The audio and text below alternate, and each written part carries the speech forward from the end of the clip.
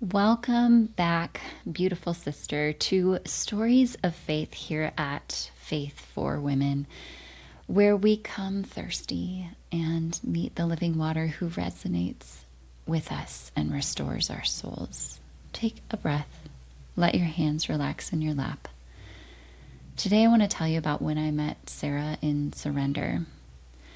Not the dramatic surrender, not the loud kind.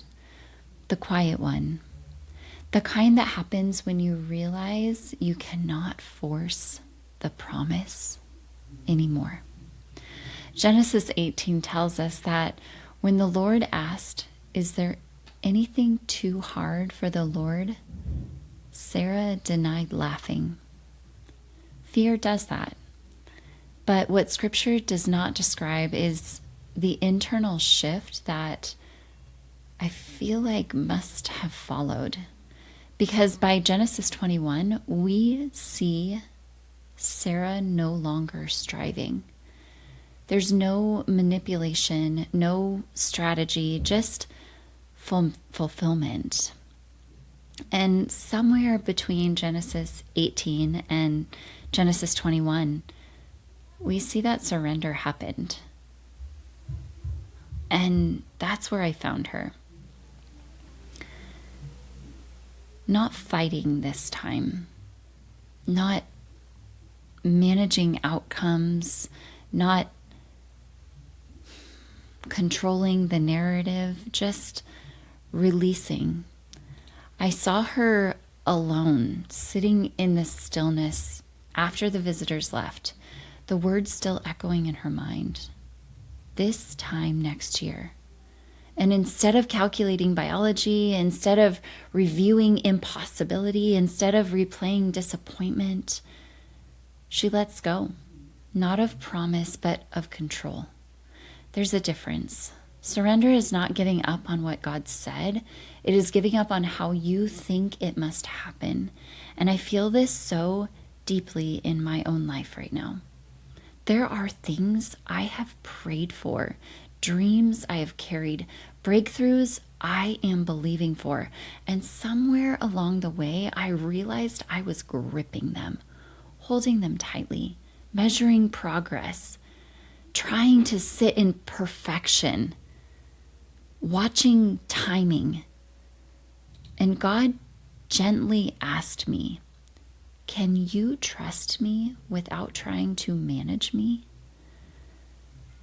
That question undid me, because surrender feels like vulnerability.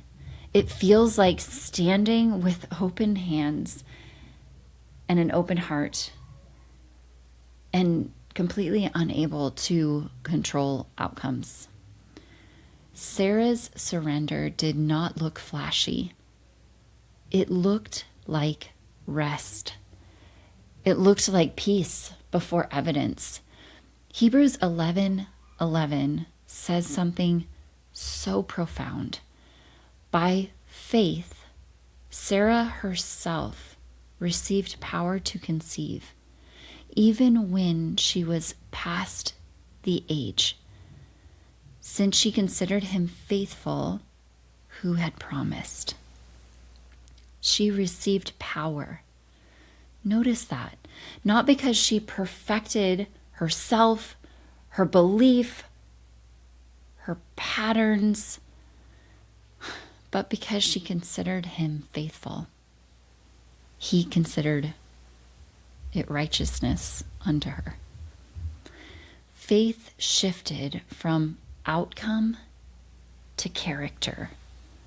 Not will this happen, but who is he? Surrender is not weak, it's alignment. It is saying, God, you are faithful, even if I cannot see how.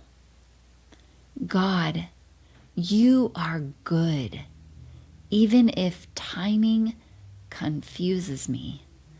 God, you are sovereign, even if my hands are empty right now. And sister, if surrender is the season you are in, hear this. You are not losing ground.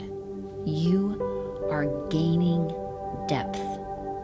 When you stop striving, you create space. When you release control, you make room for power, His power. When you open your hands, you position yourself to receive. Sarah did not conceive through pressure. She conceived through divine power, through grace, through covenant, through God.